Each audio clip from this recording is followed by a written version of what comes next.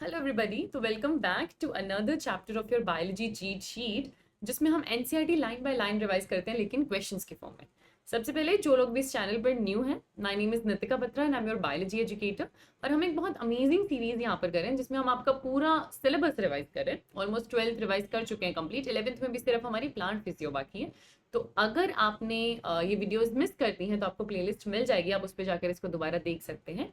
आज हम जो चैप्टर करने वाले हैं वो है ट्रांसपोर्ट इन प्लांट्स, है ना।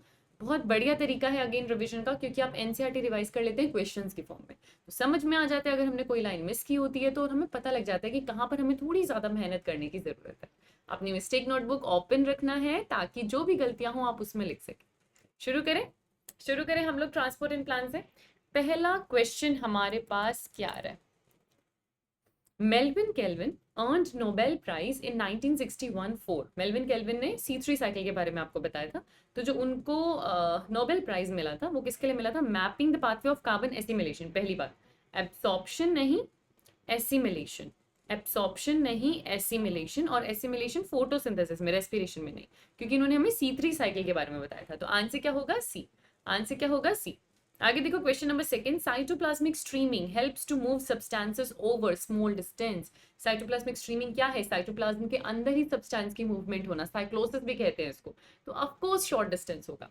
आगे देखो question number third, translocation is transport over. Translocation मतलब जाइलम या फ्लोएम की मदद से लॉन्ग डिस्टेंस में ट्रांसपोर्ट होना। तो ट्रांसलोकेशन क्या है? लॉन्ग डिस्टेंस है ना। आगे देखिए question number four, transport of minerals in plants. अब देखो बेटा, पहला पैराग्राफ देखोगे ना एनसीईआरटी का, तो वहां आपको बताया है कि वाटर प्लस मिनरल जाइलम से ट्रांसपोर्टेशन करते हैं, और जाइलम का जो ट्रांसपोर्टेशन है ना वो यूनिडायरेक्शनल है, मल्टी डायरेक्शनल नहीं है। बहुत सारे organic nutrients and mineral nutrients यानी इनऑर्गेनिक कंपाउंड्स भी फ्लोएम से जाते हैं, बट ये वर्ड मिनरल जब डायरेक्टली यूज हो जाए ना तो water plus mineral xylem, xylem unidirectional. तो इट्स सेफ कि आप आंसर वहां पे यूनिडायरेक्शनल करो, ठीक है।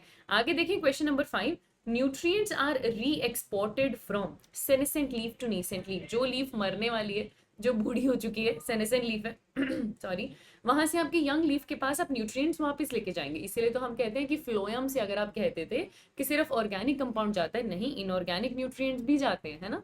तो सेनेसेंट पार्ट से नीसेंट लीव्स पे न्यूट्रिएंट्स री एक्सपोर्ट किए जाते हैं, लेकिन वही न्यूट्रिएंट्स जो मोबिलाइज हो। जो इमोबिलाइज हो, जैसे कैल्शियम जो स्ट्रक्चर का पार्ट बना रहे, उनको आप मूव नहीं कर सकते, है ना। आगे देखिए, हम सबसे पहले इस चैप्टर में पढ़ते हैं डिफ्यूजन के बारे में, शॉर्ट डिस्टेंस ट्रांसपोर्ट, है ना। डिफ्यूजन से मूवमेंट एक्टिव नहीं होती, दोनों एक्टिव एंड पैसिव नहीं होती, पैसिव होती है लेकिन उसमें एनर्जी नहीं लगती। तो it is passive without energy expenditure. Answer क्या होगा? डी। आंसर क्या होगा? डी। आगे देखिए 7, इन डिफ्यूजन मॉलिक्यूल्स फिक्स्ड फैशन बिल्कुल भी नहीं। डिफ्यूजन के ना कुछ कीवर्ड्स हैं, जिसमें से एक कीवर्ड है कि रैंडम। रैंडम मूवमेंट होती है डिफ्यूजन में, कभी फिक्स्ड नहीं होती, तो रैंडम होती है। और रैंडम में हाई टू लो होती है, क्योंकि ये पैसिव है, लो टू हाई नहीं होती। तो आंसर क्या होगा? बी। आंसर क्या होगा? बी। कॉन्सेप्ट क्लियर है तो बहुत जल्दी आप आंसर कर सकते हो। आगे देखो जरा question number 8, diffusion in solid is more likely than of solid. सही बात है, in solid it is more likely than of solid, of solid is more likely सही नहीं है। तो आंसर क्या होगा? ए। डायरेक्ट स्टेटमेंट है एनसीईआरटी का, सॉलिड्स के अंदर diffusion is more likely than diffusion of solids. आगे देखो question number 9, diffusion rates are affected by. कौन कौन सी चीजें डिफ्यूजन के रेट को अफेक्ट कर सकती हैं? Concentration gradient, pressure, temperature, all of these, ये सारे ही फैक्टर्स डिफ्यूजन को अफेक्ट करते हैं। प्रेशर बढ़ाओगे, टेम्परेचर बढ़ाओगे, काइनेटिक एनर्जी बढ़ेगी, डिफ्यूजन ज्यादा जल्दी होगा। कंसंट्रेशन ग्रेडियंट जितनी ज्यादा होगी उतना स्पीड से मूवमेंट करेगा। तो बिल्कुल ये फैक्टर्स डिफ्यूजन को अफेक्ट करते हैं। आगे देखिए question number 10, diffusion can't occur in a dead cell. अब वैसे हमको पता है कि डिफ्यूजन एक लिविंग सिस्टम पे डिपेंड नहीं करता, है ना। एनसीईआरटी का स्टेटमेंट है कि लिविंग सिस्टम में डिफ्यूजन डिपेंड नहीं करता, लिविंग सिस्टम पे डिपेंड नहीं करता, क्योंकि आप देखो परफ्यूम एयर में डिफ्यूज कर जाता है। तो आपको ऐसा नहीं है कि एक लिविंग सेल ही चाहिए उसमें से पास करने के लिए कि लेकिन हम एनवायरमेंट की बात कर रहे हैं और यहाँ डेड सेल लिखा है ना। डेड सेल में बेटा डिफ्यूजन होना मुश्किल है, उस मेम्ब्रेन से मूवमेंट फिर पार हो पाना मुश्किल हो जाएगा। स्पेसिफिकली डेड सेल अगर बोल रहे हैं तो डिफ्यूजन नहीं हो पाएगा, ये स्टेटमेंट ठीक है। Diffusion is the only means of gaseous movement in plant body. जी हाँ, ये तो है कि डिफ्यूजन क्यों इंपॉर्टेंट है प्लांट्स को, उनकी बॉडी में गैशियस मूवमेंट का ये इकलौता साधन या इकलौता मीन्स होता है। तो दोनों स्टेटमेंट आपके पास करेक्ट है, दोनों स्टेटमेंट आपके पास करेक्ट है। आंसर क्या होगा? सी। बेटा अगर लिखा होता ना कि डिफ्यूजन एक फिजिकल प्रोसेस है, डिफ्यूजन लिविंग सिस्टम पे डिपेंड नहीं करता, वो स्टेटमेंट करेक्ट होता है ना। लेकिन डेड सेल बोल दिया, डेड सेल में डिफ्यूजन नहीं हो सकता, तो ये स्टेटमेंट सही है। ठीक है, आगे देखिए question number 11, facilitated diffusion. Diffusion का रेट किस किस पे डिपेंड करता है? साइज पे डिपेंड करता है, बिल्कुल। लार्ज सब्सटेंस फास्टर डिफ्यूज करते हैं, नहीं, साइज पे डिपेंड करता है। और स्मॉल सब्सटेंस जल्दी डिफ्यूज करते हैं, जिसका साइज छोटा उसमें ज्यादा काइनेटिक एनर्जी, ज्यादा स्पीडीली मूव कर जाएगा, है ना। तो साइज पे डिपेंड करता है, और स्मॉल साइज जल्दी डिफ्यूज करता है। ठीक है, आगे देखो क्वेश्चन नंबर 12, हाइड्रोफिलिक मोइटी। अब वो मोइटी हाइड्रोफिलिक है, मेम्ब्रेन में से तो सीधा डिफ्यूज कर नहीं पाएगी, मेम्ब्रेन में से इजीली डिफ्यूज कर नहीं पाएगी, इसीलिए उसको मेम्ब्रेन फैसिलिटेशन चाहिए। नो नहीं, उसको चाहिए। तो आंसर क्या होगा बेटा? बी। आंसर क्या होगा यहाँ पे? बी। आगे देखिए question number 13, read the following statement. Membrane proteins aid in the transport of hydrophobic substances. Hydrophilic substance बेटा, हाइड्रोफोबिक तो लिपोफिलिक हो गए ना, वो तो सीधा मेम्ब्रेन से चले जाएंगे, उनको मेम्ब्रेन प्रोटीन की जरूरत नहीं है, तो ये गलत है। Membrane protein do not set up a concentration gradient, ये लिखा हुआ है सेंटेंस एग्जैक्टली एनसीईआरटी में कि मेम्ब्रेन प्रोटीन अलाउ कर देती है मूवमेंट, पर वो कंसंट्रेशन ग्रेडियंट नहीं बनाती, वो बनाना पड़ेगा, वो बनाना पड़ेगा, मेम्ब्रेन प्रोटीन नहीं बना के देगी। Diffusion through membrane proteins is called facilitated diffusion. जी हाँ, जो भी डिफ्यूजन प्रोटीन से उसको फैसिलिटेटेड डिफ्यूजन कहते हैं। Membrane protein always need ATP to transport substance across membrane. Membrane protein को क्या हमेशा एटीपी की जरूरत पड़ेगी? नहीं, फैसिलिटेटेड डिफ्यूजन में तो नहीं जरूरत पड़ती है एटीपी की, है ना। तो कितने स्टेटमेंट यहाँ पर गलत है? दो स्टेटमेंट यहाँ पर गलत है, आंसर होगा बी। दो स्टेटमेंट यहाँ पर गलत है, आंसर होगा बी। आगे देखो question number 14, in facilitated diffusion special protein and ATP are involve. नहीं, एटीपी इन्वॉल्व नहीं होता, only special protein are involve, ये सही है। एटीपी इसमें इन्वॉल्व होता नहीं। नीदर स्पेशल प्रोटीन गलत है, क्योंकि स्पेशल प्रोटीन तो आपको चाहिए, तो आंसर क्या होगा? बी। आंसर क्या होगा? बी। आगे देखो question number 15, facilitated diffusion can not transport molecule from high to low. ये तो ये करता है, लो टू हाई नहीं कर सकता, लो टू हाई नहीं कर सकता, ये इसके लिए पॉसिबल नहीं है। आंसर क्या होगा? बी। आंसर क्या होगा बेटा? बी। आगे देखिए question number 16, facilitated diffusion transport is. अब इसमें वो जो चार्ट आता है ना कंपैरिजन का, सिंपल, फैसिलिटेटेड और एक्टिव, वहां से आप आंसर करोगे। तो फैसिलिटेटेड डिफ्यूजन को ट्रांसपोर्ट प्रोटीन चाहिए, तो ये सैचुरेट हो सकता है, ये सेंसिटिव टू इनहिबिटर भी है, ये सेलेक्टिव भी है। बस ये अपहिल नहीं होता बेटा, ये डाउनहिल होता है, ये डाउनहिल होता है ना। सैचुरेबल है, इनहिबिटर के लिए सेंसिटिव है, सेलेक्टिव है और डाउनहिल है। तो करेक्ट कॉम्बिनेशन क्या होगा? 1 3 5 और 8, 1 3 5 और 8, आंसर होगा सी। आंसर होगा सी। आगे देखिए question number 17, porins are found in. ये स्पेशल चैनल प्रोटीन है आपके पास, कैरियर प्रोटीन है। ये आउटर मेम्ब्रेन पे मिलते हैं प्लास्टिड माइटोकॉन्ड्रिया के, जी हाँ, इनर पे नहीं मिलते, बोथ आउटर एंड इनर पे नहीं मिलते, लाइसोसोम्स पे नहीं मिलते, आंसर होगा ए। पर ये outer membrane of plastid mitochondria and bacteria भी बेटा याद रखना, बैक्टीरिया की भी आउटर मेम्ब्रेन पे मिलते हैं, ग्राम नेगेटिव की। ठीक है, आगे देखिए question number 18, water channels are made up of. Water channels क्या लिखती है NCERT? 8 different types of aquaporins. कितना टाइप ऑफ एक्वापोरेंस है? 8 डिफरेंट टाइप्स ऑफ एक्वापोरेंस है। आगे देखिए क्वेश्चन नंबर 19, ये डायग्राम आपको एनसीईआरटी में दिया हुआ है। ये आपके पास एक कैरियर प्रोटीन है और इस कैरियर प्रोटीन से मूवमेंट हो रही है सब्सटेंसेस की, है ना। जो चीज यहाँ पर थी, जो सब्सटेंस यहाँ पर था, वो मूव करके इस डायरेक्शन में आ रहा है। आपको करेक्ट लेबल यहाँ पर बताना है। क्या इसमें हमें फैसिलिटेटेड डिफ्यूजन देखने को मिल रहा है? जी हाँ। क्या ये सिंपल डिफ्यूजन है? नहीं। क्या ये वाटर चैनल्स आपको स्पेसिफिकली दिख रहे हैं? नहीं।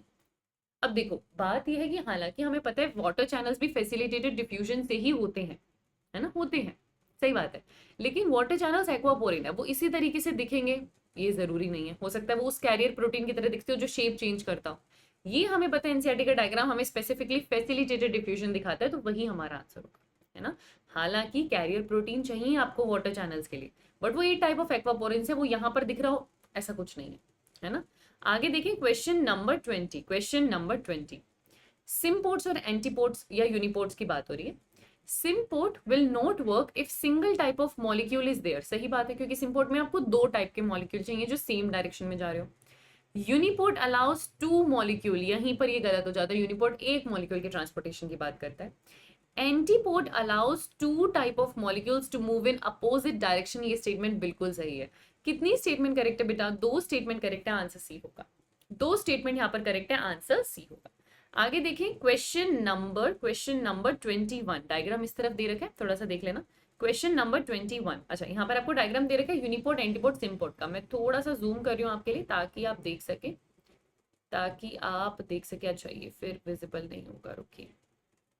ओके, तो यहाँ पर बेटा इसके अंदर मैं मूवमेंट बना देती हूँ, इस डायरेक्शन में बनी हुई है। सेकेंड वाले केस में एक एरो इधर जा रहा है, एक एरो इधर जा रहा है, और थर्ड वाले केस में दोनों ही एरो इस डायरेक्शन में जा रहे हैं। तो अब आप इसको आंसर कर सकते हैं, है ना। अगर मैं यहाँ पर देखूं तो करेक्ट स्टेटमेंट मेरे पास क्या आएगा? जो नंबर 1 है वो सिंपल डिफ्यूजन दिखा रहा है, इसमें से कुछ भी सिंपल डिफ्यूजन नहीं है, ये सब फैसिलिटेटेड डिफ्यूजन है। तो सिंपल डिफ्यूजन वाले वैसे ही आप कैंसिल कर सकते हो, आंसर डी हो जाएगा बेटा। आपको जरूरत ही नहीं थी, ये सिंपल डिफ्यूजन है ही नहीं, कैरियर प्रोटीन है, ये फैसिलिटेटेड डिफ्यूजन है, आंसर डी हो जाएगा। आगे देखिए question number 22। Active transport is uphill होता है, डाउनहिल नहीं होता, सैचुरेबल होता है, तो आंसर होगा ए। आगे देखो क्वेश्चन नंबर 23। पंप्स, आप एक्टिव ट्रांसपोर्ट में देखते हो। Energy using transport protein, non energy और नॉन एनर्जी वाला तो हटा दो। एनर्जी यूजिंग ट्रांसपोर्ट प्रोटीन्स है या लिपिड है बेटा? प्रोटीन्स है, ट्रांसपोर्ट प्रोटीन्स है जिनको एनर्जी लगती है मूवमेंट के लिए, तो ए होगा। आगे देखो question number 24। Active transport rate reaches maximum when all molecules are loaded on carrier protein, है ना। मैक्सिमम कब होगा, सैचुरेट कब होगा? कि जितने भी कैरियर प्रोटीन्स है सब पे मॉलिक्यूल्स लोड हो चुके, सारे के सारे गेट पे कुछ ना कुछ बैठा है, कोई ना कोई बैठा है। तो 80% 50% पे पूरा सैचुरेशन या मैक्सिमम नहीं आएगा, मैक्सिमम तब आएगा जब सारे मॉलिक्यूल्स लोड हो चुके हैं। तो आंसर क्या होगा बेटा? ए। आगे देखिए question number 25। Match the columns A and B, ठीक है, ओके। और हमारे पास ऑप्शंस आ रहे हैं यहाँ पे। अच्छा, तो अब यहाँ पर ऑप्शन ज्यादा है, इधर 3 ही है, इधर 5 है, तो आपको थोड़ा सा यहाँ पर ऑप्शन देखना पड़ेगा। जैसे इस केस के अंदर आपको 3 4 1 दिया, 3 4 1 देखते हैं, ठीक है। अच्छा, 3 4 1 दिया। सिंपल डिफ्यूजन सेलेक्टिव 3 हो ही नहीं सकता, ये तो सीधा काट दो, सिंपल डिफ्यूजन सेलेक्टिव नहीं है। फिर आपको 4 2 3 दिया है, 4 2 3 दिया, एक बार वहां देख लो, 4 2 3 दिया। तो सिंपल डिफ्यूजन पैसिव है, ठीक है। फैसिलिटेटेड डिफ्यूजन सैचुरेबल है, ठीक है। एक्टिव ट्रांसपोर्ट सेलेक्टिव है, ठीक है, ये ऑप्शन ठीक है। 4 2 3 ऑप्शन ठीक है, कोई दिक्कत नहीं है उसमें। फिर 5 4 2 दिए, 5 4 2 दिए, सिंपल डिफ्यूजन में कैरियर प्रोटीन हो नहीं सकता, गलत हो जाएगा। फिर 4 1 2 दिए, 4 1 2 दिए, तो 4, ठीक है। फैसिलिटेटेड डिफ्यूजन अपहिल नहीं है, वो भी गलत हो जाएगा। तो आप इस तरीके से इस क्वेश्चन को कर सकते हो, एक एक को चेक कर लो, है ना, एक एक को यहाँ पर चेक कर लो, तो आंसर आपके पास 2 आ जाएगा। क्योंकि मोर देन 1 ऑप्शन करेक्ट हो सकते थे ना वहां पे, तो उल्टा आंसर सॉल्व करेंगे इसको, ठीक है। आगे देखो क्वेश्चन नंबर 26। अब हम आगे प्लांट वाटर रिलेशन पे, जो बच्चों को बहुत ज्यादा कंफ्यूजिंग लगता है और काफी बच्चे इसमें गलतियां करते हैं, अभी इसको रिवाइज कर लेते हैं फटाफट से, है ना। मोस्ट हर्बेशियस प्लांट है, वाटर रिलेशन बताने से पहले आपको बताया पानी की रिक्वायरमेंट क्या है, पानी की इंपॉर्टेंस क्या है। तो बहुत सारे हर्बेशियस प्लांट आप देखोगे, उनके 10 to 15% of its fresh weight is dry matter. Fresh weight क्या होता है बेटा? ड्राई मैटर प्लस वाटर, उसको फ्रेश वेट कहते हैं। तो उन्होंने बोला पूरे फ्रेश वेट का सिर्फ 10 से 15% ही ड्राई मैटर होता है किसी हर्बेशियस प्लांट में, बाकी का सारा पानी है, बाकी का सारा वहां पर पानी है ना। तो डी भी एक तरीके से गलत हो जाएगा, सॉरी सही हो जाएगा, कि अगर ड्राई मैटर 10 to 15% है तो 90 to 85%, 85 to 90% उसका वाटर होगा। सही बात है, दोनों ही ऑप्शन एक तरीके से करेक्ट हो जाएंगे यहाँ पे। बट ठीक है, एनसीईआरटी का डायरेक्ट स्टेटमेंट ये है तो हम ये ले रहे हैं, वैसे ये भी करेक्ट है, बट वाटर की इंपॉर्टेंस बताना चाह रहे हैं आपको, है ना। आगे देखो, why is water often limiting factor for plant growth and productivity? क्यों ऐसा होता है कि पानी अक्सर लिमिटिंग हो जाता है? क्योंकि आप हाई रेस्पिरेशन करते हो, क्योंकि आप हाई फोटोसिंथेसिस करते हो, क्योंकि पानी की अवेलेबिलिटी कम है, क्योंकि ट्रांसपिरेशन है। ये लिखा हुआ स्टेटमेंट आपकी एनसीईआरटी में कि वाटर की रिक्वायरमेंट है ग्रोथ और प्रोडक्टिविटी के लिए, खास करके फोटोसिंथेसिस के लिए। तो वाटर को पुल किया जाता है, ठीक है। लेकिन 99% ट्रांसपिरेशन में लॉस हो जाता है, सिर्फ 1% फोटोसिंथेसिस में यूज हो पाता है। 99% का वहां पर नुकसान हो जाता है, सिर्फ 1% यूज हो पाता है। तो आंसर क्या होगा? डी। आगे देखें question number 28। Kinetic energy possessed by water molecules is represented directly by it's. Kinetic energy किसके डायरेक्टली प्रोपोर्शनल है? वाटर पोटेंशियल के। जिसका वाटर पोटेंशियल ज्यादा उसकी काइनेटिक एनर्जी भी ज्यादा, जिसका वाटर पोटेंशियल ज्यादा उसकी काइनेटिक एनर्जी भी ज्यादा। आगे देखिए question number 29। Pure water has, pure water का हम बताते हैं वाटर पोटेंशियल 0 है और मैक्सिमम है। है ना। तो lowest water potential at all pressures, zero water potential at all pressures, water potential at all pressure highest. पहली बात बेटा, ये ऑल प्रेशर वाली चीज ही नहीं आनी चाहिए, ये एटीएम होना चाहिए, एटमॉस्फेरिक प्रेशर। ऑल प्रेशर पे तो सेम नहीं रह पाएगा ना, प्रेशर बढ़ाओगे तो वाटर पोटेंशियल बढ़ जाएगा। ऑल नहीं आना चाहिए, ऑल नहीं आना चाहिए, ठीक है। एटमॉस्फेरिक प्रेशर यूज होना चाहिए यहाँ पे। और अगर मैं इसको एटमॉस्फेरिक प्रेशर मानूं तो एटमॉस्फेरिक प्रेशर पे प्योर वाटर का वाटर पोटेंशियल 0 होता है और वो हाईएस्ट भी है, तब आंसर बीएनसी चला जाएगा। तो इसको ऐसा करो, ऑल मत मानो, एटमॉस्फेरिक प्रेशर मानो, क्योंकि ऑल कैसे पॉसिबल है ना, प्रेशर बढ़ाओगे तो वाटर पोटेंशियल चेंज होगा, पॉसिबल ही नहीं। प्योर वाटर का भी चेंज होगा, आप प्रेशर बढ़ाओगे बढ़ जाएगा वाटर पोटेंशियल, ठीक है। तो बी और सी आंसर होगा अगर आप इसको ऑल ना मानकर इसको एटमॉस्फेरिक प्रेशर मानते हो तो, ठीक है। आगे देखो question number 30, water moves from system containing water at dash to dash. Water potential की फॉर्म में मूवमेंट कैसे होती है, high water potential to low water potential. तो हाई टू लो जाते हो आप, आंसर होगा डी, आंसर होगा डी। आगे देखिए question number 31, which of the given equation is correct. Correct बताना है आपको। आपको पता है psi W is Sai S plus psi P. Equation क्या है, रिलेशन क्या है, water potential is solute potential plus pressure potential. आगे देखिए 32, साई एस क्या है, solute potential, and solute potential is always negative, always negative, ठीक है, याद रखना इसको, ये साइन याद रखना, साई एस ऑलवेज नेगेटिव, जबकि ऑस्मोटिक प्रेशर पॉजिटिव होता है, ये पॉजिटिव होता है, ठीक है। आगे देखो 33, साई पी यानी कि pressure potential, pressure potential usually positive होता है, ज्यादातर आपको ये पॉजिटिव देखने को मिलेगा। लेकिन अगर आपके पास एक प्लाज्मोलाइज्ड सेल है, अगर आपके पास एक प्लाज्मोलाइज्ड सेल है तो प्रेशर पोटेंशियल नेगेटिव भी हो जाता है, नेगेटिव भी हो जाता है। तो usually positive, some time negative, answer क्या होगा सी।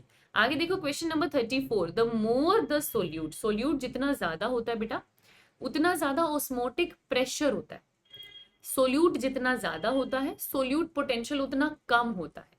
तो हायर तो नहीं होता सोल्यूट पोटेंशियल, हायर वाले दोनों ऑप्शन कट कर दो, कम होता है। और कम मतलब नेगेटिव में ज्यादा, कम मतलब नेगेटिव में ज्यादा। आप खुद सोचो ना, -21 छोटा नंबर है या -52 छोटा नंबर है, तो -52 छोटा नंबर है, तो लोअर तो ये होगा ना, और ये नेगेटिव में बड़ा होगा, मोर नेगेटिव। इस तरीके से आप लोअर को डिटरमाइन करते हो। आगे देखो question number 35, if pure water pH दे रखा है 7, आप उस ओपन वेसल को रूम टेम्परेचर पे रखो तो उसका वाटर पोटेंशियल क्या होगा। प्योर वाटर का एटमॉस्फेरिक प्रेशर पे रूम टेम्परेचर पे वाटर पोटेंशियल 0 होगा, 0 होगा। आगे देखिए question number 36, question number 36, water potential represent kinetic energy of water molecules. हमें पता है वाटर पोटेंशियल काइनेटिक एनर्जी को रिप्रेजेंट करता है। यहां पर आपसे क्या पूछ रहे हैं, kinetic energy of molecules of water is 0। अगर साई डब्ल्यू 0 है तो यहाँ मैक्सिमम वाटर पोटेंशियल है। क्या इस टाइम काइनेटिक एनर्जी 0 होगी, नहीं, नॉट 0 होगी, जी हाँ, नेगेटिव नहीं होगी, मैक्सिमम है, अच्छा खासा काइनेटिक एनर्जी होगा, पॉजिटिव काइनेटिक एनर्जी होगी, 0 नहीं होगी, पॉजिटिव होगी, इनफ अमाउंट में काइनेटिक एनर्जी होगी, है ना। तो 0 नहीं होगी वो भी करेक्ट था, 0 नहीं होगी वो भी करेक्ट है कि 0 नहीं है, हाँ 0 नहीं है इतना तो पता है, दोनों ऑप्शंस करेक्ट है उस हिसाब से, तो दोनों ऑप्शन करेक्ट है उस हिसाब से, प्रायोरिटी फिर भी इसको दे सकते हैं। आगे देखिए क्वेश्चन नंबर 37, ऑस्मोसिस पे हम आ गए। Cell wall, cell wall impermeable नहीं है बेटा, वो पर्मिएबल है, वो कोई चेकिंग नहीं करती, तो ये दोनों ऑप्शन कट कर दो। पर्मिएबल है वाटर के लिए एंड सब्सटेंसेस इन सॉल्यूशन के लिए, वो सबके लिए पर्मिएबल होती है। आपकी जो सेल वॉल है वो पर्मिएबल है वाटर और सब्सटेंसेस के लिए, दोनों के लिए पर्मिएबल है। आगे देखिए स्टेटमेंट आपके सामने है और आपको बताने हैं कि कितने इसमें से इनकरेक्ट हैं, इनकरेक्ट है। Vacuolar sap contribute to solute potential of cell, NCERT का स्टेटमेंट है, जो सैप है वो सॉल्यूट पोटेंशियल में कंट्रीब्यूट करता है। Cell membrane and tonoplast together are important determinants of movement of molecule in and out of cell. बिल्कुल सही बात है, क्योंकि प्लाज्मोलिसिस के टाइम भी वाटर पहले साइटोप्लाज्म से आता है, साइटोप्लाज्म से बाहर आता है, फिर आपकी वैक्यूल से बाहर आता है। तो सेल मेम्ब्रेन भी टोनोप्लास्ट भी दोनों डिटरमाइन करेंगे मूवमेंट, बिल्कुल सही बात है। तो दो तो करेक्ट हो गए। Osmosis occur spontaneously in response to a driving force, एक ड्राइविंग फोर्स होना चाहिए लेकिन होगा ये पैसिव या स्पॉन्टेनियसली। सारी स्टेटमेंट करेक्ट है, आंसर होगा डी, कुछ भी इनकरेक्ट नहीं है, आंसर होगा डी। आगे देखिए क्वेश्चन नंबर, आगे देखिए question number 39, osmosis refers to diffusion of solute across permeable membrane, diffusion of solute across differentially permeable membrane, diffusion of water across differentially permeable membrane, diffusion of water across permeable membrane. Osmosis क्या है, पहली बात water की movement है, and across semi permeable या selectively permeable membrane, तो answer क्या होगा, सी। आगे देखिए question number 40, water moves under osmosis from higher chemical potential to lower chemical potential. वाटर अपनी हायर केमिकल पोटेंशियल से लोअर केमिकल पोटेंशियल की तरफ जाएगा, आंसर होगा ए। आगे देखिए question number 41, potato osmometer. Potato osmometer में आपको पता है पोटैटो के अंदर यहाँ पर सुक्रोज सॉल्यूशन लेते हैं और इसको बीकर में रखते हैं जिसमें पानी होता है, तो ये पानी अंदर जाता है, अंदर एंट्री लेता है ना। तो पोटैटो ऑस्मोमीटर में अगर मैं इस पोटैटो ट्यूबर को पानी में रखूं तो पानी एग्जिट नहीं करेगा, पहली बात तो एंट्री लेगा, एग्जिट वाले दोनों ऑप्शन कट कर दो, एंट्री लेगा वाया सिंपल डिफ्यूजन नहीं, वाया ऑस्मोसिस। पानी की movement semi permeable membrane osmosis, answer क्या होगा, डी। आंसर क्या होगा, डी। फिर हमें ये डायग्राम दे रखा है और 42 टू 48 क्वेश्चन इसी डायग्राम पे आपको आंसर करने हैं, ठीक है। आप दो बीकर देख सकते हो, एक ए है एक बी है, बी में सोल्यूट थोड़ी ज्यादा है, बी में सोल्यूट थोड़े कम है। Question number 42, which chamber has a lower water potential. Water potential किसका कम होगा बेटा, बी का। क्यों, क्योंकि जिसमें पानी ज्यादा वहां वाटर पोटेंशियल ज्यादा, तो पानी कहाँ ज्यादा, ए में, कम कहाँ है, बी में, आंसर क्या होगा, बी। आगे देखो, solution of which chamber has more negative solute potential, यानी लो, ज्यादा नेगेटिव होगा मतलब कम सोल्यूट पोटेंशियल। किसका सोल्यूट पोटेंशियल कम है, जिसका वाटर पोटेंशियल कम है उसका सोल्यूट पोटेंशियल भी कम है, तो क्या आंसर होगा फिर से बी। क्या आंसर होगा फिर से बी। आगे देखो question number 44, in which direction will osmosis occur, A to B. पानी कहाँ जाएगा, ए टू बी, तो ऑस्मोसिस किस डायरेक्शन में होगा, from A to B.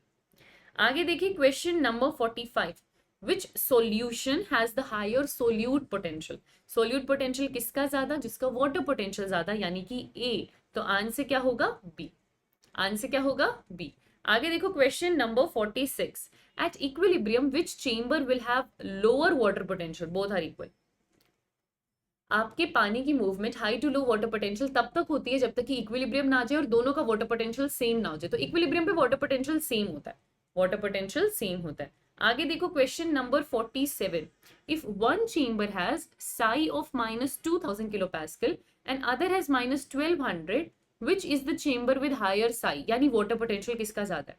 Water potential negative में होता है और नेगेटिव में जो बड़ी वैल्यू है वो लो होती है बेटा, सीधी सी बात है। तो अगर आप इसको ए और इसको बी मानोगे तो ये लो है और हायर ये है, आपसे पूछ रहे हायर कौन है, तो बी हायर होगा, उस हिसाब से फिर बी हायर होगा, बी हायर होगा, ठीक है, क्योंकि नेगेटिव में जो बड़ी वैल्यू है वो छोटी होती है, तो मैथ्स है, सिंपल मैथ्स है। आगे देखो question number 48, if one of the solution है साई डब्ल्यू 0.2 मेगा पास्कल, है ना, macro pascal mega pascal, and other has psi W of 0.1 M pascal, what will be the direction of water movement. अब दोनों में ज्यादा क्या है, अगर मैं इसको ए और इसको बी मानूं तो ए की वैल्यू ज्यादा है, तो वाटर की डायरेक्शन क्या होगी, हाई टू लो, यानी ए टू बी। आंसर क्या होगा, ए। आंसर क्या होगा, ए। फिर देखो आपको क्या दे रखा है बेटा, थिसल फनल एक्सपेरिमेंट दे रखा है, फिर से आपके एनसीईआरटी का बहुत इंपॉर्टेंट एक्सपेरिमेंट है ये। अगर मुझे वाटर को रोकना है इसमें जाने से, आपको पता है वाटर बीकर से इस फनल में आता है क्योंकि सुक्रोज सॉल्यूशन है, ऑस्मोटिक प्रेशर ज्यादा है, ऑस्मोटिक पोटेंशियल इस डायरेक्शन में वाटर को मूव करता है। आप कह रहे हो आपको रोकना है पानी को, तो आपको ऑस्मोटिक प्रेशर लगाना पड़ेगा। उसके बारे में कौन सा स्टेटमेंट करेक्ट है, यानी कुल मिलाकर आपसे पूछ रहे हैं ऑस्मोटिक प्रेशर के बारे में कौन सा स्टेटमेंट करेक्ट है। चलो इसको आंसर करते हैं। The more the solute greater will be pressure applied, सही बात है, जितना सोल्यूट उतना osmotic pressure. More the solute lesser will be pressure required, गलत। Pressure is equal to osmotic potential, exactly नहीं होगा बेटा, न्यूमेरिकली इक्वल है बट उसका साइन अपोजिट है, न्यूमेरिकली इक्वल है बट साइन अपोजिट है क्योंकि डायरेक्शन अलग अलग है, तो एग्जैक्टली इक्वल नहीं होगा। तो करेक्ट आपके पास ए आ जाएगा, करेक्ट आपके पास ए आ जाएगा, ठीक है। आगे देखिए question number 50, osmotic pressure is dash and osmotic potential is dash. अब यही हमें याद रखना है कि न्यूमेरिकली दोनों इक्वल होते हैं बट ऑस्मोटिक प्रेशर पॉजिटिव होता है और ऑस्मोटिक पोटेंशियल या सोल्यूट पोटेंशियल नेगेटिव होता है। तो ये आपके पास पॉजिटिव है, ये आपके पास नेगेटिव है, आंसर होगा ए। आंसर होगा ए। आगे आ रहा है हमारे पास plasmolysis, question number 51, match the following है आपके पास, यहाँ पर देख सकते हो। आइसोटोनिक, आइसोटोनिक मतलब एकदम बैलेंस है, एक्सटर्नल सॉल्यूशन का और साइटोप्लाज्म में बैलेंस है, उसी को आप आइसोटोनिक बोलते हो।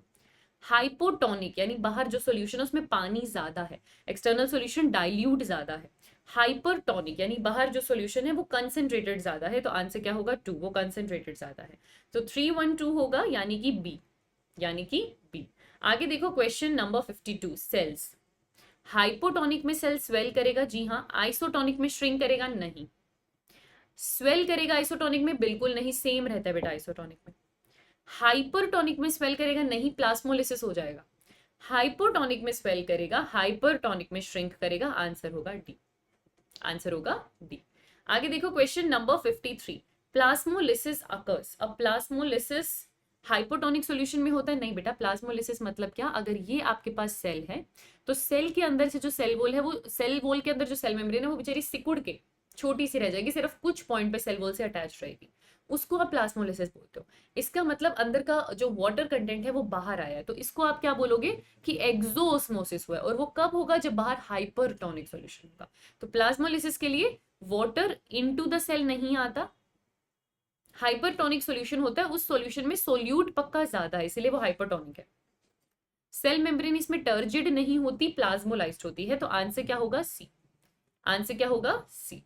ठीक है, आगे देखिए question number 54, when water moves out of the cell placed in hypertonic solution, आप हाइपरटोनिक में रखोगे, पानी बाहर आ जाएगा। water is lost first from vacuole then cytoplasm, NCERT का स्टेटमेंट है। पहले साइटोप्लाज्म से पानी लूज होता है, फिर वैक्यूल से। पहले साइटोप्लाज्म से पानी रिलीज होता है, फिर वैक्यूल से, याद रखना है सीक्वेंस, ठीक है। फिर आपके सामने एक प्लाज्मोलाइज सेल आपको दिखाया है, यहाँ पर एक प्लाज्मोलाइज सेल है, ये थोड़ा सा आपके पास फ्लैसिड है और ये आपके पास टर्जिड है, तीनों तरीके के सेल्स है। ए बी सी आपको दे रखा है, आपको बताना है। अच्छा ठीक है, तो ए आपके पास प्लाज्मोलाइज सेल है, सही बात है। बी आपके पास फ्लैसिड है यानी आइसोटोनिक है, और सी आपके पास टर्जिड है, सही बात है, बिल्कुल सही बात है।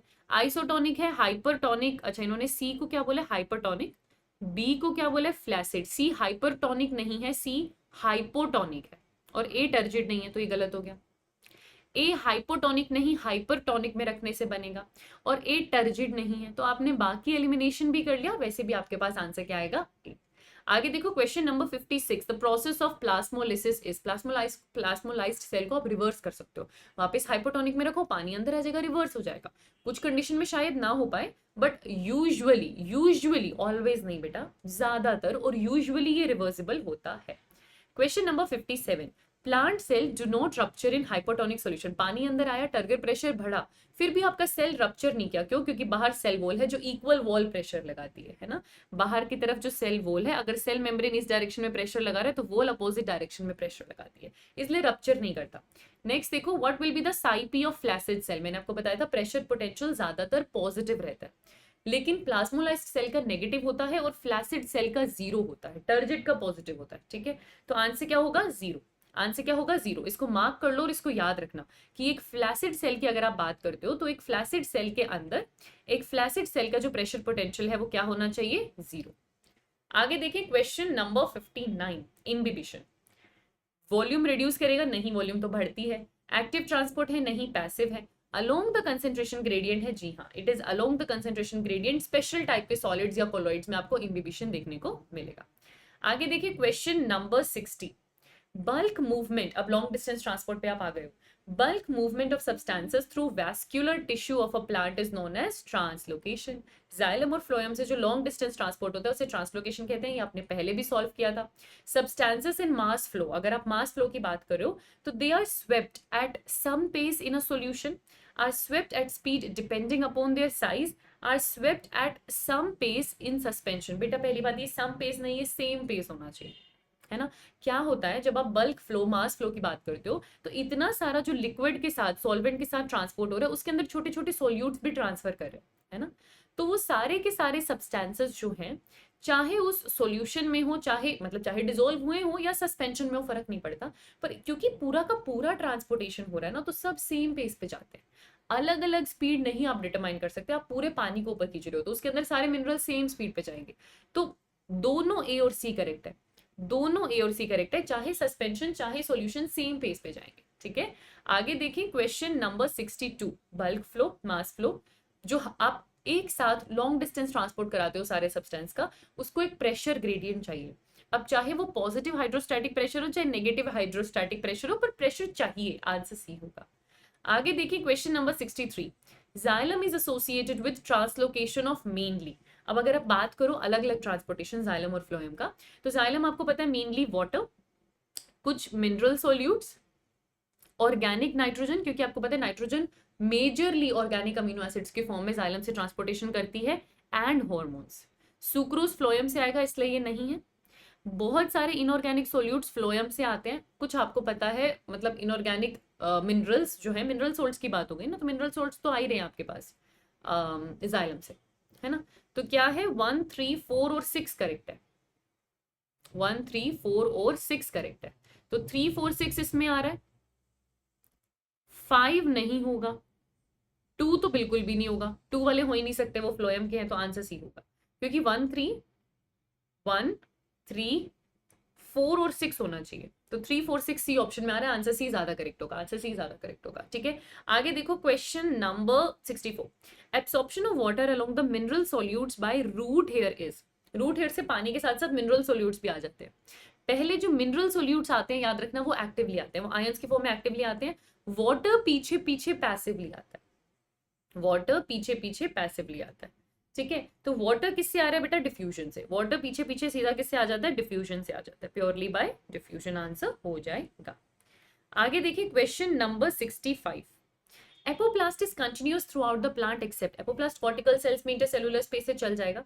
अगर कहीं रुकेगा एपोप्लास्ट तो एंडोडर्मिस में कैस्पेरियन स्ट्रिप्स, दोनों ही करेक्ट है। जहां पर कैस्पेरियन स्ट्रिप्स मिलेंगे एंडोडर्मिस पे, वहां पर एपोप्लास्ट रुकेगा, वहां सिम्प्लास्ट करवाना पड़ेगा, है ना। तो दोनों ही करेक्ट है। वैसे प्रायोरिटीज को देंगे कैस्पेरियन स्ट्रिप्स ऑफ एंडोडर्मिस बोलते हैं, इसलिए। आगे देखो, apoplast movement involves, cell membrane cross करेगा, नहीं तो सिम्प्लास्ट हो जाएगा। टोनोप्लास्ट क्रॉस करेगा, नहीं तो सिम्प्लास्ट हो जाएगा। सेल वॉल जरूर, सेल वॉल और इंटरसेलुलर स्पेसेस में एपोप्लास्टिक मूवमेंट होती है, डेड सेल्स पार्ट पे एपोप्लास्टिक मूवमेंट होती है। नेक्स्ट देखो, सिम्प्लास्टिक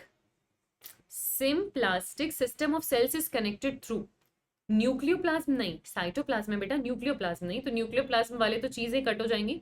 सिम्प्लास्ट में साइटोप्लाज्मिक स्ट्रैंड है that extend through plasmodesmata. Symplast में प्लाज्मोडेस्माटा के थ्रू एक सेल से दूसरा सेल कनेक्टेड हो जाएगा। फिर आपके पास एक और ट्रांसपोर्टेशन होता है जिसे साइटोप्लाज्मिक स्ट्रीमिंग या साइक्लोसिस बोलते हैं।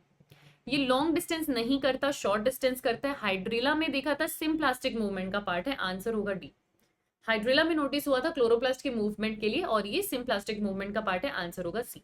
आगे देखो, most of the water flow in roots occur via, most of the water flow in roots occur via symplast through living cells, symplast through cortical cells. Cortical cells में symplast होता ही नहीं। Apoplast होता है थ्रू इंटरसेल्युलर स्पेसेस, मेजरली। तो majorly अगर मैं roots में वाटर फ्लो की बात करूं तो एपोप्लास्ट ही होता है। क्यों? क्योंकि कॉर्टिकल सेल्स में इंटरसेल्युलर स्पेस बहुत ज्यादा है, तो आंसर होगा सी। आगे देखो question number 70। Water movement through root tissue can be initially symplastic and finally apoplastic. ऐसा नहीं है कि, मतलब हाँ हो सकता है, बट एपोप्लास्टिक ज्यादा होता है initially. Has to be ultimately apoplastic, ultimately symplastic. बेटा एनसीईआरटी का स्टेटमेंट देखोगे ना इस पैराग्राफ का, अल्टीमेटली सिम्प्लास्टिक इसलिए बोलते हैं क्योंकि लास्ट में एंडोडर्मिस आएगा ही आएगा, तो चाहते ना चाहते सिम्प्लास्टिक मूवमेंट वहां करनी ही करनी पड़ेगी, है ना। तो ultimately symplastic. Can be completely apoplastic हो ही नहीं सकता, अल्टीमेटली एपोप्लास्टिक हो नहीं सकता, फाइनली एपोप्लास्टिक नहीं हो सकता। फाइनली तो सिम्प्लास्ट से होता हुआ ही जाना पड़ेगा उसको, क्योंकि एंडोडर्मिस है। तो none of the following is correct, none of the above is correct, वो ज्यादा सही है। आगे देखो question number 71। Read the given statements. ठीक है, स्टेटमेंट्स देखो यहाँ पे। Mycorrhiza is a symbiotic bacterial association of root system. Bacteria नहीं है, ये फंगस है। माइकोराइजा वाटर एब्सॉर्प्शन, बिल्कुल वाटर एंड मिनरल एब्सॉर्प्शन में मदद करता है। माइकोराइजा में पेनेट्रेट रूट सेल्स, सही बात है, कभी कभी it can penetrate root cells. Mycorrhiza वैसे form a network around young root, ये बात भी सही है। तो कितने स्टेटमेंट करेक्ट हैं? 3। कितने स्टेटमेंट करेक्ट है? 3। आगे देखो, विच of the following statement about mycorrhiza is correct. Fungus जो है वो नाइट्रोजन कंटेनिंग कंपाउंड देता है प्लांट की रूट्स को। बेटा वो प्लांट की रूट्स को वाटर और मिनरल देता है, बदले में वो शुगर और नाइट्रोजन कंटेनिंग कंपाउंड्स लेता है प्लांट से, ठीक है, वो प्रोवाइड नहीं करता। तो ये गलत है। रूट्स जो है वो मिनरल्स और वाटर देती है, माइकोराइजा को नहीं। माइकोराइजा वाटर और मिनरल देता है रूट को। Pinus seed cannot germinate without mycorrhiza, ये सही बात है। अगर माइकोराइजल एसोसिएशन ना हो, पाइनस सीड जर्मिनेट नहीं करेगा, ये सही बात है, ये सही बात है। आगे देखिए क्वेश्चन नंबर 73। सिम्प्लास्टिक और एपोप्लास्टिक मूवमेंट आपको दी हुई है। अगर किसी को नहीं दिख रहा तो मैं बता दूं, ये 2 लिखा हुआ है, ये 2 लिखा हुआ है, यहाँ पर 4 लिखा हुआ है, यहाँ 1 लिखा हुआ है जहाँ कैस्पेरियन स्ट्रिप है, और यहाँ 3 लिखा हुआ है।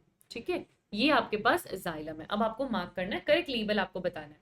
यहाँ पर देखो बेटा, नंबर 1 आपके पास क्या है, सबसे पहले कॉर्टेक्स बोल रहे हैं नंबर 1 को, ये हो ही नहीं सकता क्योंकि ये एंडोडर्मिस है जहाँ कैस्पेरियन स्ट्रिप होती है। नंबर 1 कैस्पेरियन स्ट्रिप है, जी हाँ। 2 जो कनेक्शन है प्लाज्मोडेस्मेटा है, बिल्कुल। थर्ड आपके पास पेरीसाइकिल है, बिल्कुल सही बात है। और फोर्थ आपके पास कॉर्टेक्स है, बिल्कुल सही बात है। ये एपिडर्मिस होता है, ये कॉर्टेक्स होता है, फिर ये एंडोडर्मिस होता है और ये पेरीसाइकिल होता है। तो ये सारे ही ऑप्शंस करेक्ट है, ये सारे ही वर्ड्स करेक्ट है, आंसर होगा बी। आगे देखो, 1 को इन्होंने क्या बोला है, साइटोप्लाज्मिक एक्सटेंशन नहीं है। 1 को बोला है एंडोडर्मिस, ये तो सही है। 2 को बोला है साइटोप्लाज्मिक एक्सटेंशन, प्लाज्मोडेस्माटा से होता है, चलो मान लेते हैं। थर्ड को इन्होंने बोला है कॉर्टेक्स, वो पेरीसाइकिल है, इसलिए गलत हो गया, इसलिए ये गलत हो गया। आगे देखिए 74, root pressure is caused by. Root pressure कैसे आता है, आपके आयंस रूट में एक्टिवली मूव करते हैं, पीछे पीछे पानी पैसिवली मूव करता है, और दोनों की वजह से रूट प्रेशर क्रिएट होता है, आंसर होगा डी। लिखा हुआ एनसीईआरटी का स्टेटमेंट है कि जो आयंस है वो एक्टिवली मूव करते हैं एंड वाटर फॉलोज, ऐसे लिखा हुआ है। तो वाटर पीछे पैसिवली आ जाता है और दोनों मिलकर रूट प्रेशर क्रिएट करते हैं, ठीक है। अगर एक आंसर, अब यहाँ पर बोथ एंड बी है इसलिए मैं बोथ एंड बी दे रही हूँ, एक आंसर देना होता तो हम फिर ए को प्रायोरिटी देते, ठीक है। रूट प्रेशर हमेशा पॉजिटिव, कुछ भी कर लो, रूट प्रेशर हमेशा पॉजिटिव। गटेशन कब हो रहा है, गटेशन पहली बात पॉजिटिव रूट प्रेशर से होता है, क्योंकि नेगेटिव रूट प्रेशर जैसा कुछ होता ही नहीं। Positive root pressure and low evaporation. क्यों, अगर हाई इवेपोरेशन हुआ तो ट्रांसपिरेशन पुल ज्यादा हो जाएगा बेटा। आपको अगर गटेशन देखना है, इसका मतलब आप या तो अर्ली मॉर्निंग देखते हो या नाइट टाइम पे देखते हो, क्योंकि तब इवेपोरेशन कम है। तो मेजर फोर्स रूट प्रेशर का धक्का लगता है, इसीलिए आपको वो ड्रॉपलेट्स दिखाई देती है ना। तो इवेपोरेशन कम, पॉजिटिव रूट प्रेशर। आगे देखो question number 77, root pressure contributes in. Root pressure majority transport कराएगा, बिल्कुल भी नहीं, वो तो ट्रांसपिरेशन पुल करता है। ट्रांसपिरेशन पुल में हेल्प करेगा, जी नहीं। री establishing the continuous chain of water in xylem, xylem में वाटर चेन कंटिन्यू करने का काम आपके रूट प्रेशर का होता है। आगे देखिए क्वेश्चन नंबर 78। अच्छा, आपको लेबलिंग करेक्ट करनी है। ये आप यहाँ पर देख सकते हो बेटा, ये सिम्प्लास्ट है, और ये जो इंटरसेलुलर स्पेस से होता जा रहा है ये एपोप्लास्ट है ना। ये आपके पास एंडोडर्मिस है, ये मार्क इन्होंने किया नहीं हुआ। ये जो है ये जाइलम बंडल है, और ये जो है ये फ्लोएम बंडल है। हमें दिख रहा है ये डायग्राम पूरा। अच्छा, अब आपको इसको रिकॉग्नाइज करना है, थोड़ा अलाइनमेंट बिगड़ा हुआ है तो थोड़ा ढंग से देखो इसको। 1 आपके पास एपोप्लास्ट नहीं है, 1 आपके पास एपोप्लास्ट नहीं है, सिम्प्लास्ट है, सिम्प्लास्ट है। 2 आपके पास एपोप्लास्ट है, 3 आपके पास जाइलम है, और 4 आपके पास फ्लोएम है, ठीक है। ये सिम्प्लास्टिक पाथवे और ये एपोप्लास्टिक पाथवे एक साथ होंगे, तो करेक्ट आंसर आपके पास बी ही आ रहा है। फिर भी आप बाकी ऑप्शन एक बार देख लो। 1 आपके पास एपोप्लास्ट नहीं है, 1 आपके पास सिम्प्लास्ट है, 2 आपके पास एपोप्लास्ट है, 3 आपके पास फ्लोएम नहीं है बेटा, जाइलम है, इसलिए ऑप्शन भी गलत हो गया, आंसर होगा बी। आगे देखिए जरा question number 79, which of the following statement is correct, correct बताना है आपको। 30% water reaching leaves is transpired. बेटा 99% अभी मैंने आपको थोड़ी देर पहले बताया था, पानी को ऊपर पुल करते हैं फोटोसिंथेसिस के लिए। 1% पानी फोटोसिंथेसिस में यूज हो पाता है, 99% ट्रांसपिरेशन में निकल जाता है, 99% का लॉस हो जाता है आपके पास ट्रांसपिरेशन में। तो फिर यहाँ पे आपके पास आता है कि ट्रांसपिरेशन है क्या, है ना। The immediate cause of opening and closing of stomata, CO2 concentration नहीं, turgidity of guard cells. Potassium ion maintain करता है टर्जिडिटी ऑफ गार्ड सेल्स। अगर गार्ड सेल्स टर्जिड है तो स्टोमेटा ओपन करेगा, अगर वो फ्लैसिड है, टर्जिडिटी रिड्यूस हो गई तो स्टोमेटा बंद हो जाएगा, ठीक है। तो टर्जिडिटी डिटरमाइन करती है। फिर देखो ये स्टोमेटल अपर्चर क्या है, क्या है कोई सेल है, नहीं, ये पोर है, ये गैप है बिटवीन द गार्ड सेल्स, उस पोर को आप स्टोमेटल अपर्चर बोलते हो, ये कोई वॉल या सेल नहीं है। आगे देखिए question number 82, inner wall of each guard cell. दो वो, जैसे अगर इस तरीके से मैं बीन शेप्ड गार्ड सेल्स आपके सामने बनाऊं, तो जो अंदर वाली वॉल है वो काफी थिक होती है बेटा, it is thick and elastic, and outer wall is thin and elastic, है ना। तो आपके पास कैसी है, थिक एंड इलास्टिक, आंसर होगा डी, आंसर होगा डी। आगे देखो क्वेश्चन नंबर 83, जो माइक्रोफिब्रिल्स है वो इस तरीके से होते हैं, गार्ड सेल्स में माइक्रोफिब्रिल्स कुछ इस तरीके से होते हैं। तो माइक्रोफिब्रिल्स कैसे हैं, रेडियल हैं पहली बात, और सेल्यूलोज के बने हुए हैं, तो सी, लॉन्गिट्यूडनल नहीं है, रेडियल है और सेल्यूलोसिक है। नेक्स्ट देखो, विच of the following statement about stomata opening और क्लोजिंग इज करेक्ट, करेक्ट बताना है आपको। जब गार्ड सेल टर्जिड होगा तो स्टोमेटा बंद होता है, नहीं, ओपन होता है। जब गार्ड सेल फ्लैसिड होता है स्टोमेटा ओपन होता है, सही बात है। When guard cell lose turgor, elastic outer wall regain their original shape and stomata close। बेटा जब आपका गार्ड सेल टर्जिड होता है, जब आपका गार्ड सेल टर्जिड होता है तो जो आउटर थिन इलास्टिक वॉल है ना, वो एक्सटेंड करती है उसको ओपन करने के लिए, ठीक है। और जब गार्ड सेल में से टर्जिडिटी कम होती है या टर्गर कम होता है, तो इनर वाली जो वॉल्स है वो शेप रिटर्न करती है, वो अंदर की तरफ खींचती है ना, आउटर नहीं इनर। देखो बहुत छोटी सी मिस्टेक है, पर जब टर्जिडिटी लूज होती है तो इनर जो वॉल्स है वो शेप रीगेन करती है। तो ये भी आपके पास गलत हो गया, तो आंसर क्या आएगा? बी। आंसर क्या आना चाहिए? बी। आगे देखिए question number 85। 85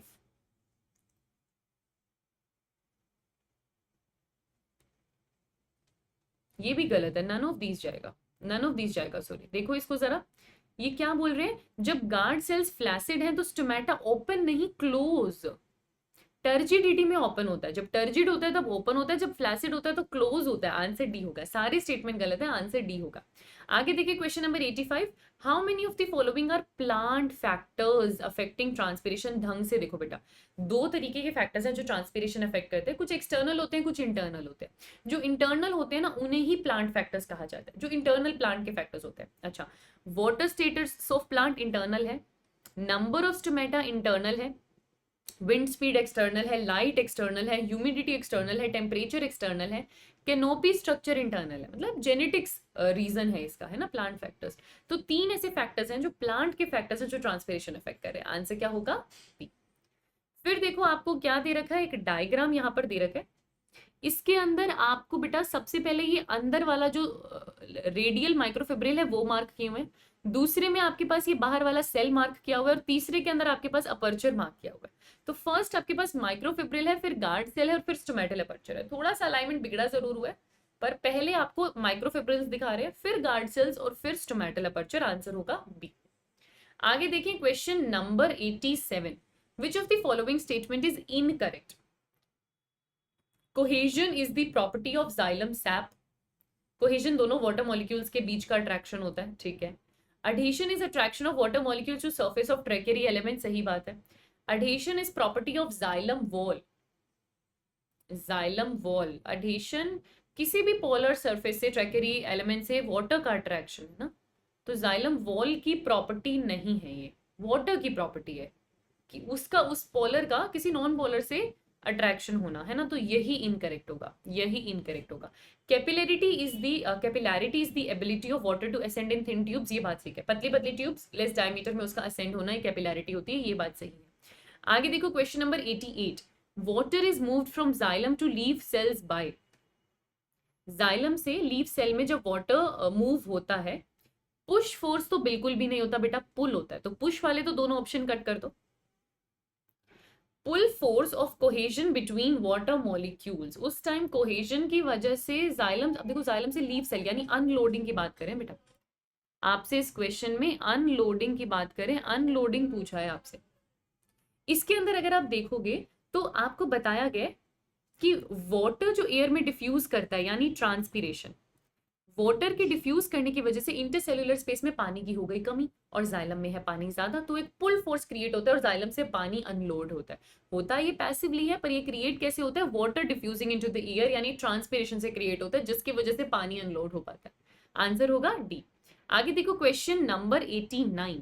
why does water diffuse into the surrounding? में ट्रांसपीरेशन क्यों है, वाटर सराउंडिंग में क्यों जा रहा है? क्योंकि there is a lower concentration of water vapour in atmosphere, सही बात है। एटमॉस्फेयर में वाटर वेपर कम है, इंटरसेल्यूलर स्पेस है ना, around the leaf cells water vapour ज्यादा है, वाटर ज्यादा एक्यूमुलेटेड है, तो वो वहां से जो है डिफ्यूज आउट हो जाता है। Due to lower concentration of water vapour in substomatal cavity, नहीं, वहां पर अगर वाटर कंसेंट्रेशन कम होता तो कभी ट्रांसपिरेशन नहीं होता। Due to lower concentration of water vapour in intercellular space, नहीं। Due to lower concentration of water vapour in xylem element, नहीं। क्यों होता है? क्योंकि लोअर कंसेंट्रेशन वाटर वेपर का एटमॉस्फेयर में, इसलिए पानी वहां पर जा पाता है ना। आगे देखिए क्वेश्चन नंबर 90। आपको एक लीफ का डायग्राम दे रखा है, डाइकोट की लीफ आपके सामने है, मोनोकोट की नहीं है, ये गलत हो जाएगा। वाटर जो है negative pressure created by xylem की वजह से मूव करता है। अब यहाँ वाटर देखो कैसे मूव हो रहा है, जाइलम से सबस्टोमेटल कैविटी में या इंटरसेल्यूलर स्पेस में। तो ये जो मूवमेंट इस डायग्राम में आपको दिख रही है ना बेटा, ये जाइलम के नेगेटिव प्रेशर की वजह से नहीं है, ये जो वाटर वेपर एयर में डिफ्यूज आउट हुआ है ना, उसकी वजह से जो पुल फोर्स है वो हो रहा है। ये वाला जो क्वेश्चन में मैं आपको बता रही थी, वही चीज यहाँ पर आपको शो हो रही है कि यहाँ से पानी बाहर आ जाएगा, इंटरसेल्यूलर स्पेस में पानी की हो गई कमी और डिफ्यूजन होगा। तो ये जाइलम के नेगेटिव प्रेशर की वजह से नहीं है, ये इंटरसेल्यूलर स्पेस में वाटर वेपर का जो लैक है वो पुलिंग फोर्स क्रिएट कर रहा है, उस वजह से मूवमेंट है। ठीक है, water moves due to the push force. पहली बात, पुश फोर्स तो लगेगा ही नहीं। और ये डाइकोट लीफ है, हाँ ये ठीक है, ये डाइकोट लीफ है, तो आंसर होगा डी। आंसर होगा डी। आगे देखो question number 91, transpiration. Transpiration supplies water for photosynthesis. Decrease water available for photosynthesis has no role in photosynthesis. A. Transpiration ने ट्रांसपिरेशन पुल क्रिएट किया ताकि फोटोसिंथेसिस के लिए वहां तक पानी पहुंच पाए, ए होगा। आगे देखो question number 2, read the given statement. Transpiration enable mineral transport, water के साथ mineral. Shape of plant enables light absorption, light absorption में कोई मदद नहीं करता। कूलिंग इफेक्ट, बिल्कुल सही बात है। तो ये सारे फंक्शंस ऑफ ट्रांसपिरेशन है। जो ट्रांसपिरेशन फोटोसिंथेसिस और कॉम्प्रोमाइज वाला जो हेडिंग है ना, वहां पर ये लिखा हुआ है, ये फंक्शंस ऑफ ट्रांसपिरेशन है। तो 1 करेक्ट है, 2 करेक्ट है और 4 करेक्ट है। 1 करेक्ट है, 2 करेक्ट है, 4 करेक्ट है, आंसर होगा डी।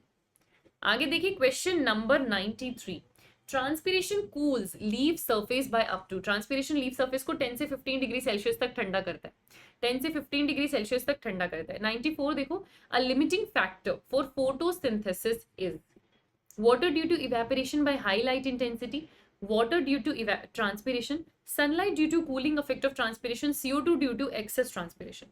लिमिटिंग फैक्टर क्या है फोटोसिंथेसिस का? पानी है ना। क्यों? क्योंकि बहुत सारा पानी ट्रांसपिरेशन में लॉस हो जाता है बेटा। Water due to evaporation by high light intensity, उसी को तो आप ट्रांसपिरेशन बोलते हो, तो ये ज्यादा करेक्ट होगा। जो इवेपोरेशन हो जा रहा है, जो ट्रांसपिरेशन में लॉस हो जा रहा है, उसकी वजह से वाटर लिमिटिंग है फोटोसिंथेसिस के लिए, है ना। तो लिमिटिंग फैक्टर क्या है? वाटर है, सनलाइट नहीं। सनलाइट और CO2 इनफ होती है, वाटर लिमिटिंग फैक्टर है ट्रांसपिरेशन की वजह से।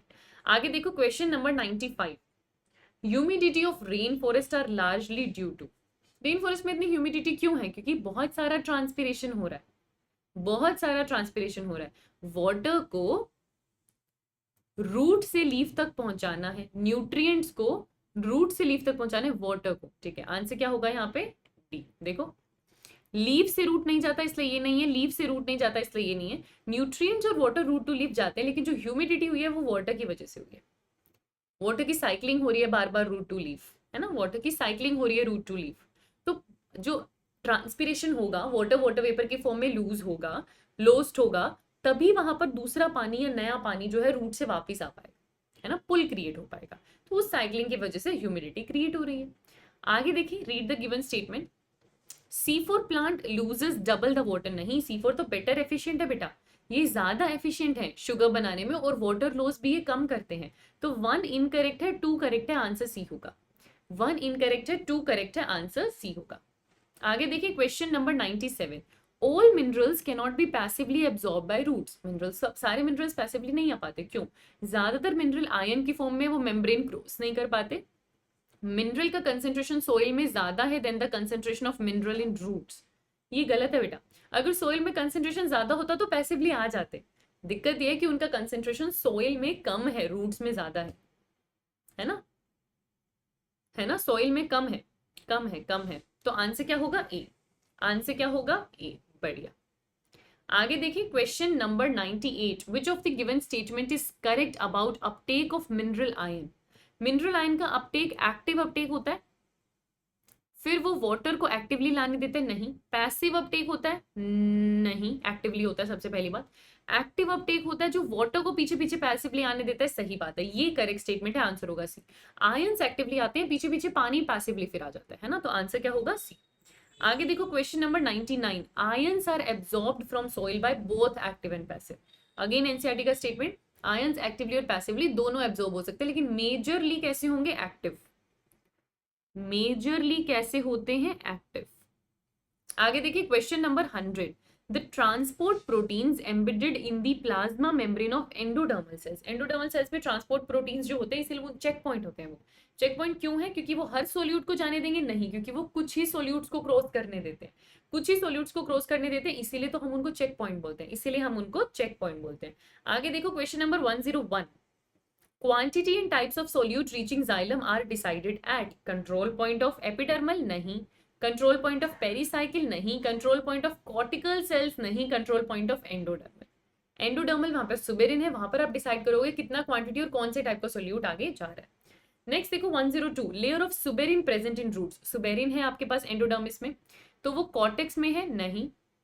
Can actively transport selected ions in both direction, नहीं, एक्टिव ट्रांसपोर्टेशन है पर वन डायरेक्शन, याद रखना एंडोडर्मिस सिर्फ वन डायरेक्शन मूवमेंट देता है, actively in one direction.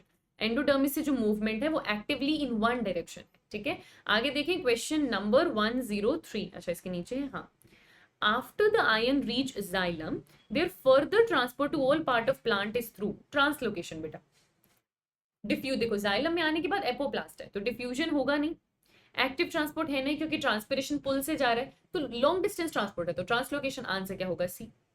Chief sink for mineral element are the following except. जो मिनरल एलिमेंट आपने रूट से एब्जॉर्ब किया, अभी रूट हेयर से एब्जॉर्ब किया है, वो आप शूट टिप तक लेके जाओगे, फ्रूट्स को दे सकते हो, सीड्स को दे सकते हो, उसका खुद का सिंक रूट हेयर होने के चांसेस बहुत कम है ना, वहां से तो आप एब्जॉर्ब कर कर लेकर जा रहे हो, वो सिंक नहीं है। आगे देखो 105, unloading of mineral ions occurs at fine vein ending through dash and uptake of cells is dash, ठीक है, and uptake of cells is dash। Mineral ion आपने जो एब्जॉर्ब किए अब वो शूट टिप तक आ गए, अब आपने उनकी अनलोडिंग करनी है, ठीक है। तो अनलोडिंग जब वहां पर होगी, हाई कंसेंट्रेशन है तो डिफ्यूजन से हो जाएगा। सेल्स अपने अंदर लेंगे तो एक्टिवली लेंगे, सेल्स अपने अंदर लेंगे तो एक्टिवली लेंगे, है ना। उनका जो अनलोडिंग है मिनरल आयंस का, पहले वो डिफ्यूजन से होगा, फिर सेल्स अपने अंदर एक्टिवली उसको ले लेंगे। अच्छा 106 देखो, mineral ions, mineral ions are rarely remobilised from mature to young part, frequently remobilised from older to young part. Rarely नहीं बेटा, फ्रीक्वेंटली, जो भी पार्ट मरने वाला है, जो बूढ़ा पार्ट है, उसमें से यंग पार्ट को फ्रीक्वेंटली रीमोबिलाइज किया जाता है। Elements most readily mobilised are phosphorus भी, पोटेशियम भी, बस कैल्शियम नहीं। कैल्शियम में इतनी मोबिलिटी नहीं है, वो स्ट्रक्चरल पार्ट बनाता है इसलिए वो इतना इजीली मोबिलाइज्ड नहीं है। Most of the nitrogen travels through xylem as, याद रखना बहुत सारा नाइट्रोजन जाइलम से नाइट्रोजन कंटेनिंग कंपाउंड्स की फॉर्म में ट्रांसफर करता है।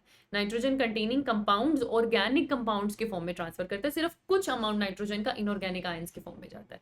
आपसे पूछा था मोस्ट, तो मेजरली ऑर्गेनिक कंपाउंड की फॉर्म में जाता है, आंसर होगा सी। आगे देखो 109, विच of the following is correct?